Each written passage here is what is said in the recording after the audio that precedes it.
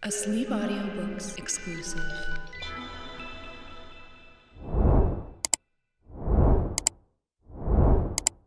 Chapter 11. The Wonderful City of Oz. Even with eyes protected by the green spectacles, Dorothy and her friends were at first dazzled by the brilliancy of the wonderful city. The streets were lined with beautiful houses, all built of green marble and studded everywhere with sparkling emeralds.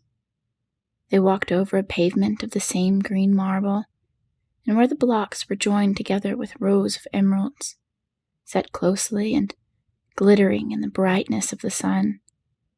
The window panes were of green glass.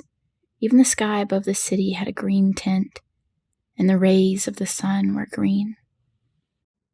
There were many people, men, women, and children, walking about, and these were all dressed in green clothes and had greenish skins. They looked at Dorothy and her strangely assorted company with wandering eyes, and the children all ran away and hid behind their mothers when they saw the lion. But no one spoke to them. Many shops stood in the street, and Dorothy saw that everything in them was green.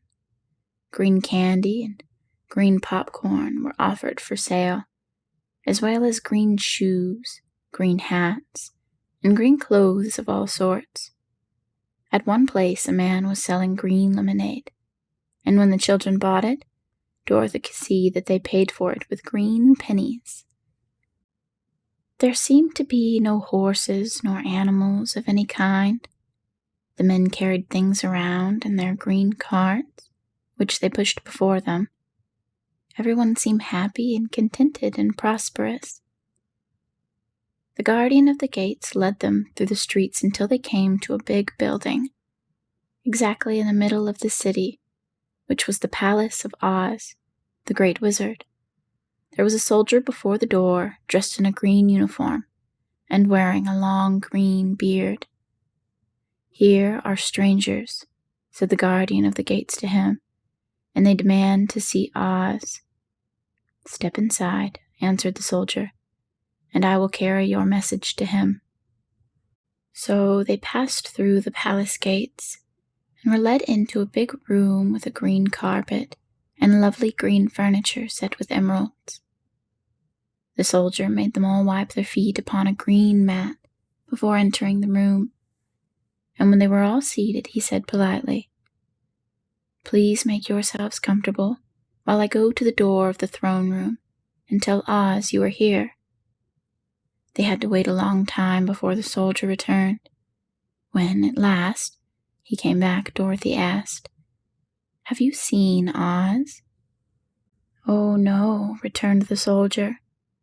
"I have never seen him, but I spoke to him as he sat behind his screen and gave him your message. He said he will grant you an audience if you so desire, but each of you must enter his presence alone, and he will admit but one each day. Therefore, as you must remain in the palace for several days, I will have you shown to rooms where you may rest in comfort after your journey." "Thank you," replied the girl. "That is very kind of Oz." The soldier now blew upon a green whistle, and at once a young girl dressed in a pretty green silk gown entered the room. She had lovely green hair and green eyes, and bowed low before Dorothy as she said, "Follow me and I will show you to your room." So Dorothy said goodbye to all of her friends except Toto, and taking the dog in her arms, followed the green girl through 7 passages and up 3 flights of stairs until they came to a room at the front of the palace. It was the sweetest little room in the world, with a soft, comfortable bed that had sheets of green silk and a green velvet counterpane. There was a tiny fountain in the middle of the room that shot a spray of green perfume into the air, to fall back into a beautifully carved green marble basin. Beautiful green flowers stood in the windows, and there was a shelf with a row of little green books. When Dorothy had time to open these books, She found them full of queer green pictures that made her laugh. They were so funny. In a wardrobe were many green dresses made of silk and satin and velvet, and all of them fitted Dorothy exactly. "Make yourself at home," said the girl, "and if you wish for anything, ring the bell. Oz will send for you tomorrow morning."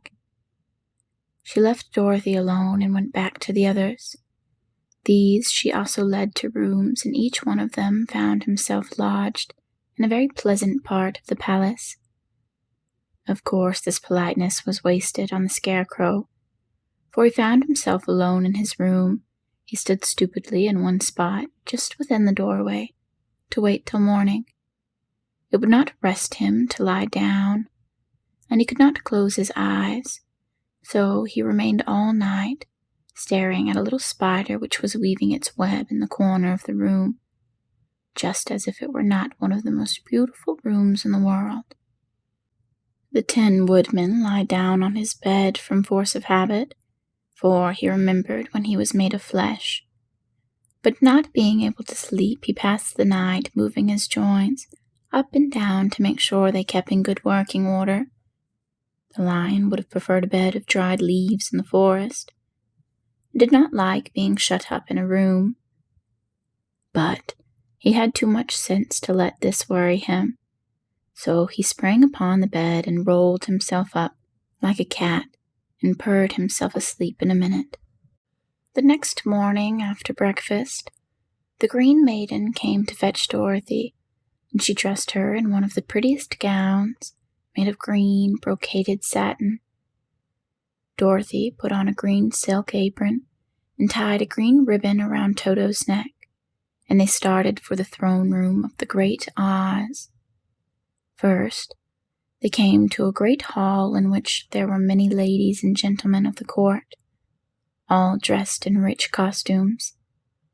These people had nothing to do but talk to each other, but they always came to wait outside the throne room every morning, although they were never permitted to see Oz. As Dorothy entered, they looked at her curiously, and one of them whispered, "Are you really going to look upon the face of Oz the Terrible?" "Of course," answered the girl, "if he will see me." "Oh, he will see you," said the soldier who had taken her message to the wizard, "although he does not like to have people asked to see him. Indeed, at first he was angry, and I said I should send you back where you came from. Then he asked me what you looked like, and when I mentioned your silver shoes, he was very much interested. At last I told him about the mark upon your forehead, and he decided he would admit you to his presence." Just then a bell rang, and the green girl said to Dorothy, "That is the signal. You must go into the throne room alone." She opened the little door, and Dorothy walked boldly through and found herself in a wonderful place. It was a big, round room, with high arched roof, and the walls and ceiling and floor were covered with large emeralds set closely together. In the center of the roof was a great light, as bright as the sun, which made the emeralds sparkle in a wonderful manner.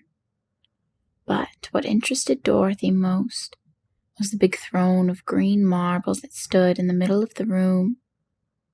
It was shaped like a chair and sparkled with gems, as did everything else. In the center of the chair was an enormous head, without a body to support it, or any arms or legs whatever.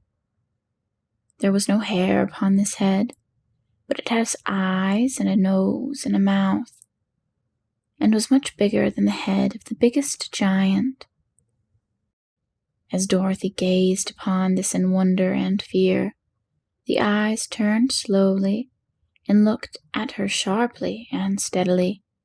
Then the mouth moved, and Dorothy heard a voice say, "I am Oz, the Great and Terrible. Who are you, and why do you seek me?" It was not an awful voice as she had expected to come from the huge head, so she took courage and answered, "I am Dorothy, the small and meek. I have come to you for help." The eyes looked at her thoughtfully for a minute. Then said the voice, "Where did you get the silver shoes?" "I got them from the Wicked Witch of the East when my house fell on her and killed her," she replied. "Where did you get the mark upon your forehead?" continued the voice. "This is where the Good Witch of the North kissed me when she bade me goodbye and sent me to you," said the girl. Again the eyes looked at her sharply, and they saw she was telling the truth. Then Oz asked, "What do you wish me to do?" "Send me back to Kansas, where my Aunt Em and Uncle Henry are," she answered earnestly. "I don't like your country, although it is so beautiful, and I am sure Aunt Em will be dreadfully worried over my being away so long." The eyes winked 3 times, and then they turned up to the ceiling and down to the floor, and rolled around so queerly that they seemed to see every part of the room. And at last they looked at Dorothy again. "Why should I do this for you?" asked Oz. "Because you are strong and I am weak. Because you are a great wizard and I am only a girl." "But you were strong enough to kill the Wicked Witch of the East," said Oz. "That just happened," responded Dorothy simply. "I could not help it." "Well," said the head, "I will give you my answer. You have no right to expect me to send you back to Kansas unless you do something for me in return. In this country, everyone must pay for everything he gets. If you wish me to use my magic power to send you home again, you must do something for me first. Help me, and I will help you." "What must I do?" asked the girl. "Kill the Wicked Witch of the West," answered Oz. "But I cannot," exclaimed Dorothy, greatly surprised. "You killed the Witch of the East, and you wear the silver shoes which bear a powerful charm. There is now but one Wicked Witch left in all of this land, and when you can tell me she is dead, I will send you back to Kansas, but not before." The little girl began to weep. She was so much disappointed, and the eyes winked again and looked upon her anxiously, as if the great Oz felt that she could help him if she would. "I never killed anything willingly," she sobbed. "Even if I wanted to, how could I kill the Wicked Witch? If you, who are great and terrible, cannot kill her yourself, how do you expect me to do it?" "I do not know," said the head, "but that is my answer. And until the Wicked Witch dies, you will not see your uncle and aunt again. Remember that the witch is wicked, tremendously wicked, and ought to be killed. Now go, and do not ask to see me again until you have done your task." Sorrowfully, Dorothy left the throne room and went back to where the lion and the scarecrow and the Tin Woodman were waiting to hear what Oz had said to her. "There is no hope for me," she said sadly, "for Oz will not send me home until I have killed the Wicked Witch of the West, and that I can never do." Her friends were sorry, but could do nothing to help her. So Dorothy went to her own room and lay down on the bed and cried herself to sleep. The next morning the soldier with the green whiskers came to the scarecrow and said, "Come with me, for Oz has sent for you." So the scarecrow followed him and was admitted into the great throne room, where he saw sitting in the emerald throne a most lovely lady. She was dressed in green silk gauze, and wore upon her flowing green locks a crown of jewels. Growing from her shoulder were wings, gorgeous in color, and so light that they fluttered if the slightest breath of air reached them. When the Scarecrow had bowed, as prettily as his straw stuffing would let him, before this beautiful creature, she looked upon him sweetly and said, "I am Oz, the great and terrible. Who are you, and why do you seek me?" Now the Scarecrow, who had expected to see the great head Dorothy had told him of, was much astonished, but he answered her bravely, "I am only a scarecrow stuffed with straw. Therefore I have no brains, and I came to you praying that you will put brains in my head instead of straw, so that I may become as much a man as any other in your dominions." "Why should I do this for you?" asked the lady. "Because you are wise and powerful, and no one else can help me," answered the Scarecrow. "I never grant favors without some return," said Oz. "But this much I will promise. If you will kill for me the Wicked Witch of the West, I will bestow upon you a great many brains, and such good brains that you will be the wisest man in all of the land of Oz." "I thought you asked Dorothy to kill the witch," said the Scarecrow in surprise. "So I did. I don't care who kills her, but until she is dead I will not grant your wish. Now go, and do not seek me again until you've earned the brains you so greatly desire." The Scarecrow went sorrowfully back to his friends and told them what Oz had said, and Dorothy was surprised to find that the great wizard was not a head, as she had seen him, but a lovely lady. "All the same," said the Scarecrow, "she needs a heart as much as the Tin Woodman." On the next morning, the soldier with the green whiskers came to the Tin Woodman and said, "Oz has sent for you. Follow me." So the Tin Woodman followed him and came to the great throne room. He did not know whether he would find Oz a lovely lady or a head, but he hoped it would be the lovely lady, for he said to himself, "If it is the head, I am sure I will not be given a heart, since a head has no heart of its own, and therefore cannot feel for me. But if it is the lovely lady, I shall beg hard for a heart, for all ladies are themselves said to be kindly-hearted." But when the Woodman entered the great throne room, he saw neither the head nor the lady, for Oz had taken the shape of a most terrible beast. It was nearly as big as an elephant, and the green throne room seemed hardly strong enough to hold its weight. The beast had a head like that of a rhinoceros, only there were 5 eyes in its face. There were 5 long arms growing out of its body, and it also had 5 long, slim legs. Thick, woolly hair covered every part of it, and a more dreadful-looking monster could not be imagined. It was fortunate the Tin Woodman had no heart at that moment, for it would have beat loud and fast from terror. But being only 10, the Woodman was not at all afraid, although he was much disappointed. "I am Oz, the great and terrible," spoke the beast in a voice that was one great roar. "Who are you, and why do you seek me? I am a woodman, and made of tin. Therefore I have no heart, and I cannot love.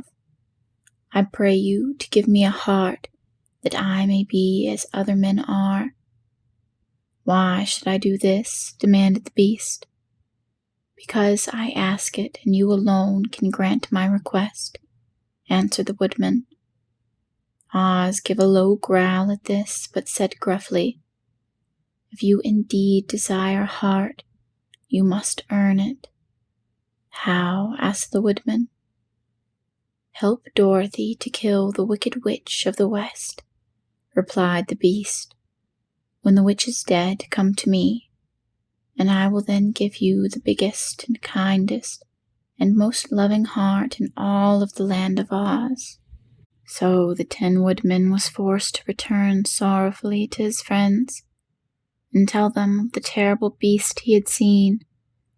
They all wondered greatly at the many forms the great Oz could take upon himself, and the Lion said, "If he is a beast when I go to see him, I shall roar my loudest, and so frighten him that he will grant all I ask.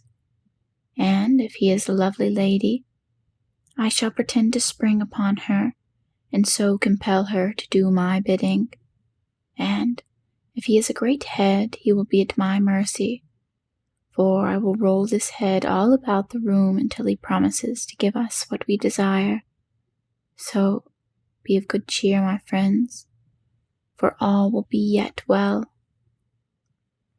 The next morning, the soldier with the green whiskers led the Lion to the great throne room and bade him enter the presence of Oz. The Lion at once passed through the door, and glancing about saw to his surprise that before the throne was a ball of fire, so fierce and glowing he could scarcely bear to gaze upon it.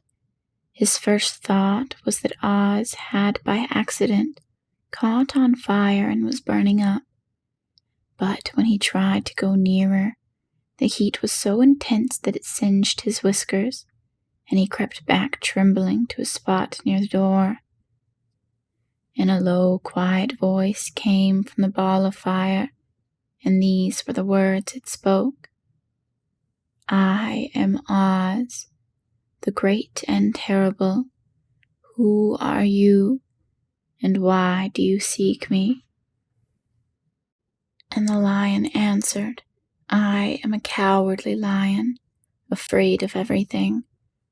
I come to you to beg that you give me courage, so that in reality I may become the king of beasts, as all men call me."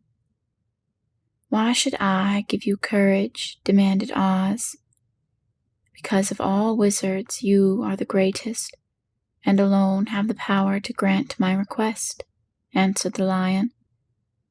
The ball of fire burned fiercely for a time, and the voice said, "Bring me proof that the wicked witch is dead. In that moment I will give you courage. But as long as the witch lives, you must remain a coward." The Lion was angry at this speech, but could say nothing in reply. And while he stood silently gazing at the ball of fire, it became so furiously hot that he turned tail and rushed from the room. He was glad to find his friends waiting for him, and told them of his terrible interview with the wizard. "What shall we do now?" asked Dorothy sadly. "There is only one thing we can do," returned the Lion, "and that is to go to the land of the Winkies, seek out the wicked witch, and destroy her." "But suppose we cannot?" said the girl. "Then I shall never have courage," declared the Lion. "And I shall never have brains," added the Scarecrow. "And I shall never have a heart," spoke the Tin Woodman. "And I shall never see Aunt Em and Uncle Henry," said Dorothy, beginning to cry. "Be careful," cried the green girl. "The tears will fall on your green silk gown and spot it." So Dorothy dried her eyes and said, "I suppose we must try it, but I am sure I do not want to kill anybody, even to see Aunt Em again." "I will go with you, but I'm too much of a coward to kill the witch," said the Lion. "I will go too," declared the Scarecrow, "but I shall not be of much help to you. I am such a fool." "I haven't the heart to harm even a witch," remarked the Tin Woodman, "but if you go, I certainly shall go with you." Therefore, it was decided to start upon their journey the next morning, and the Woodman sharpened his axe on a green grindstone and had all of his joints properly oiled. The Scarecrow stuffed himself with fresh straw, and Dorothy put new paint on his eyes that he might see better. The Green Girl, who was very kind to them, filled Dorothy's basket with good things to eat, and fastened a little bell around Toto's neck with a green ribbon. They went to bed quite early, and slept soundly until daylight, when they were awakened by the crowing of a green cock that lived in the backyard of the palace, and the cackling of a hen that had laid a green egg. End of chapter 11.